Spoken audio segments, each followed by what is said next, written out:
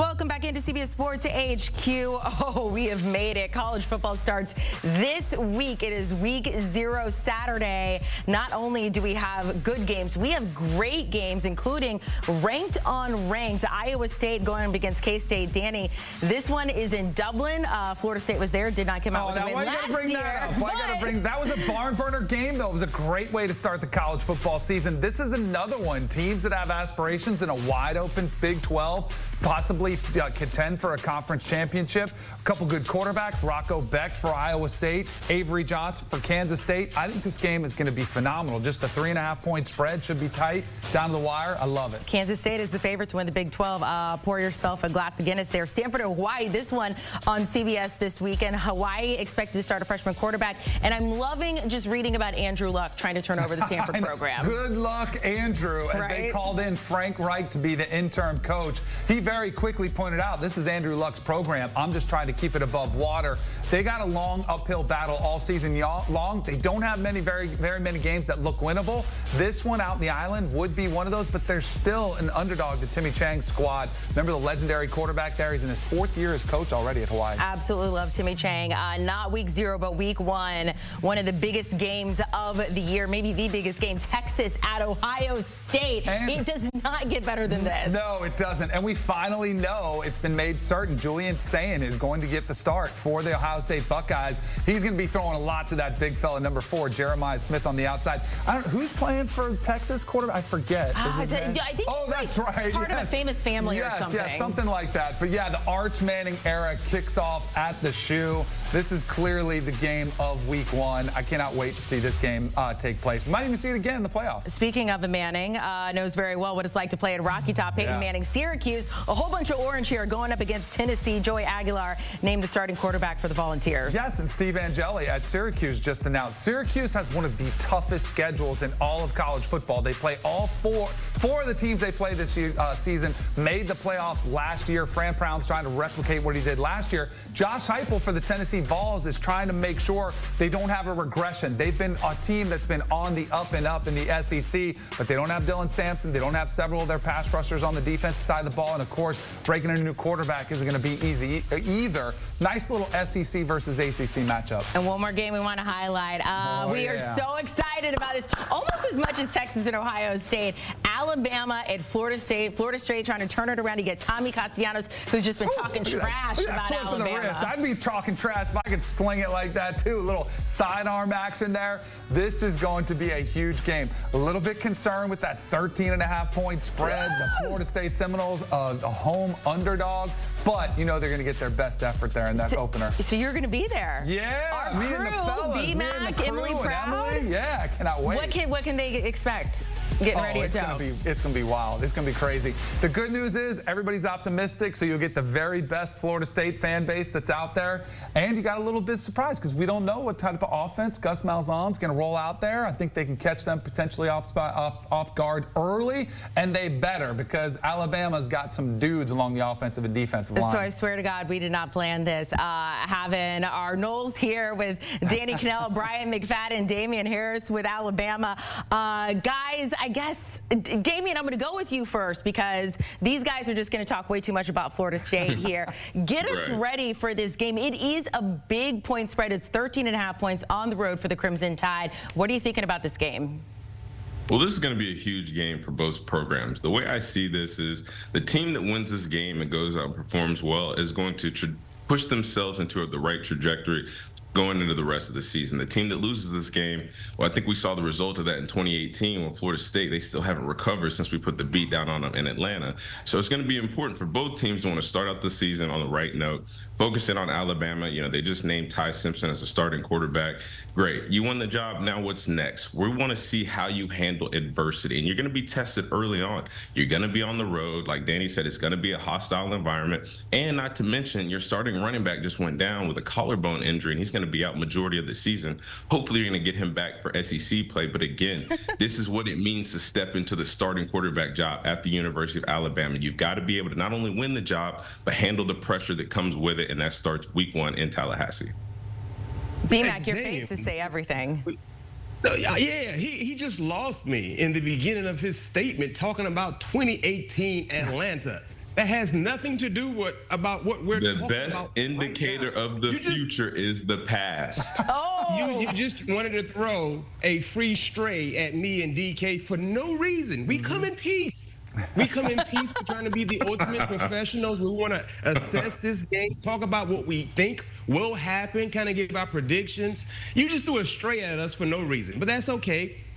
We can take it. We accept it because You're supposed to be resilient now. Will be played in Tallahassee. And I'll say this, you talked about the trajectory in terms of who wins this ball game. I think this game means more for Florida State than Alabama, in my opinion. Because when you look at the predictions in the SEC, many still feel like Alabama is one of the top teams in the SEC. The issue for Florida State is the unknowns. We don't know. What happened a year ago, it still has a very, very sour taste in FSU fans' mouth. So what will we see? And even if Florida State loses, how will they lose? How does it look? That's very, very important because they never got out. They never got away from that loss against Georgia Tech, and Georgia Tech beat them 3 more weeks after the fact. So me personally, just seeing how competitive and the energy and how they compete is very, very important for Florida State because if they come out, most important, if they win, everyone will look at Florida State differently. But even if they don't win, if they fight, if they compete, you still have to be very, very, very optimistic about Florida State, especially in the ACC. I love you, Beam, but I disagree. I think this game means way more for Alabama than it does Florida State. I mean, you're coming off a 2-10 record. Like, right. you win, amazing. If you lose, okay, keep going on. Can I say something? Yes, of course. Hey, DK, can you back me on this? The reason why this game does not mean as much for Alabama as it does for Florida State is because certain folks within college football love Alabama. They can do no wrong in certain folks' eyes. That's all I'm going to say. So even if they lose, you better believe they still will have their name sprinkled in that playoff conversation at the end of the season when it's all said and done. I just want to say something. I just want to say something real quick, just for everybody out there listening. In Tuscaloosa, we don't look at games and say, well, if we lose, then no, we don't. We stop before we even get started. Right there, it's when we win, and that's the expectation going into Tallahassee. You can bank it. Well, when you went to Vanderbilt last year, you didn't win, and that's why. Oklahoma. Are we talking about Vandy? That was ugly too. Yeah, when you said the past is the indicator of the future. I'm going all the way in the past just to last year. Here's where I would disagree with BMAC because I do think this game means way more for Alabama. They are the trendy pick. They are supposed to have a big rebound season in Kalen DeBoer's second year as the coach.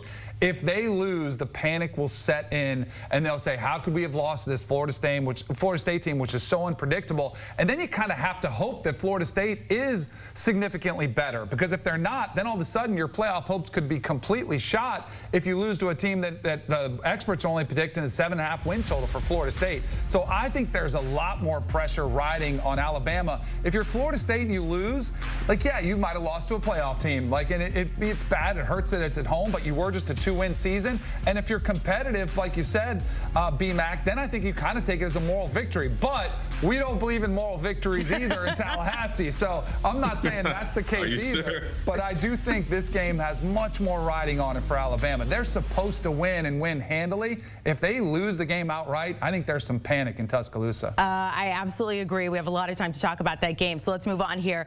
I'm thinking of Texas going up against Ohio State now like Game of Thrones, right? This is just how big it is now. We have the new house of Julian Sand. We have the new house of Arch Manning. Yeah. These two schools that are the favorites to win the national championship. Texas is ranked higher than Ohio State. Ohio State is the reigning champs. Danny, get us ready for this one. I mean, sometimes too, as we've seen kingdoms like unhinged, if you get a King Joffrey, and you know, like which one of those could be him? It could be a disaster, right? It could be a disaster. But this game is huge for so many reasons. Playoff implications. You might see it again, even potentially. But the overreactions to this game are what I'm really caution people to take away from this one, because if Arch Manning plays and they win and Arch Manning wins, he's going to be off to the races, give him the Heisman, and it'll be way over the top praise. If he loses, then it's, oh, he's just overrated because his last name is Manning. That's the only reason he gets all this hype. I feel bad for him because either way, it's going to be really hard for him to handle all of that, although he's done and said everything the right way. For Ohio State, they're at home. home. They're the defending national champion. It means a ton for them. And same, there's just as much pressure on their quarterback, Julian Sayin, to step in and see very little drop-off, even though they've lost so much on that offensive side of the ball. I don't know how bad I feel for Arch Manning, given that NIL is now a thing. Yeah. Damien, when you look at this game, I mean, how much of an indicator, without overreacting, is it going to be for each of these programs the first week? Well, that's just going to be the key. It's not to overreact, because whichever team wins, we know this is a long college football season and there's a lot of parity like we saw last year. So just because you win this game, the biggest season opener that we've seen in a long time, that doesn't guarantee you anything. And again, these are two young quarterbacks who not only are trying to win week one, they're trying to lead their teams to the college football playoff. So that's going to take an entire season of body of work in order to do that. But I want to look at something interesting that I think about, and it's on the defensive side of the ball, not talking about the quarterbacks, not talking about the offensive coaches, but both defenses have lost a lot. Now, we look at this Texas defense, and last year we thought they struggled against the run. Their interior D linemen weren't that great. Well, on top of that, they lost Jahdae Barron, Jim Thorpe Award winner, and they lost Andrew Makuba, who's playing with the Philadelphia Eagles right now. Then you look at Ohio State, who just lost their defensive coordinator, Jim Knowles, to Penn State. So really, I'm looking at the defensive matchups and seeing which defense is going to come out ready to play on all three levels, control the ball against two explosive offenses with playmakers at the quarterback position, the running back position, the wide receiver position. Which defense is going to come out and stand their ground the most? That's going to be the team I think comes out victorious in this game. And Damien, you talked about the losses from the personnel side of things. What about Ryan Day and his staff? He has to replace both coordinators from a year ago. Brian Hartline takes over the offense. Matt Patricia takes over the defense. So you look at that side of things. Usually there's always maybe a slow start, to say the least, in terms of the rhythm or the lack thereof. But will they be firing on all cylinders, playing against a very, very talented quarterback, as you guys mentioned, at Arch Manning? But the one luxury Ohio State defensively have at their disposal, outside of having Caleb Downs and Sonny Styles, they're playing against an offensive line that's only returning one starter from a year ago in C.J. Campbell. That is a huge luxury, especially playing at home. So can they find a way to make that pocket a little hot for their secondary members, so they can squat on some routes? So let's see exactly what type of game plan Matt Patricia has, being the defensive coordinator for Ohio State, because he has a nice resume when having that title on above his name. Guys, we appreciate it. We have more college football to talk about, but this one is going to be absolutely phenomenal.